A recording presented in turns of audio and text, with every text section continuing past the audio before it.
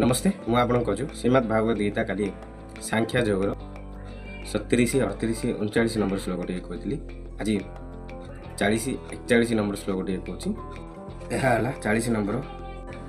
ନହଂ ବିକର୍ମଣାଂ ସୋସ୍ତେ ପ୍ରତାବ୍ୟୟେନାଂ ବିଦ୍ୟତେ ସ୍ୱକଳ୍ପ ସଂକଳ୍ପମାପ୍ରସ୍ୟଂ ଧର୍ମସ୍ୟ ତୟେତା ମହତେ ଭୟତା। ଏହା ଅର୍ଥ ଏହି कर्मयोगरे आरंभर अतीत जीव बीजर नाश हुए नहीं एवं विपरीत फल रूपक दोष मध्य एथिरे हुए नहीं। बर यही कर्मयोग रूपक धर्मर सामान्य मात्र साधना भी जन्म मृत्यु रूपक विराट भयरु रक्षा करी दिए।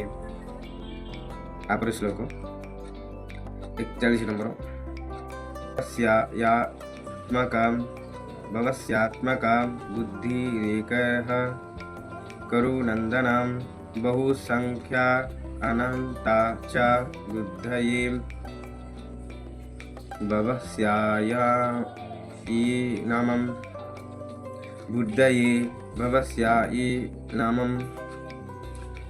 एहार अर्थ है हे अर्जुन यही कर्मयोगरे निश्चयात्मका बुद्धि गोटिए मात्र हुए किंतु अस्थिरचारयुक्त विवेकहीन सकाम्य मनुष्य मानकर बुद्धि निश्चित भावरे बहु प्रकार असंख्य हुए।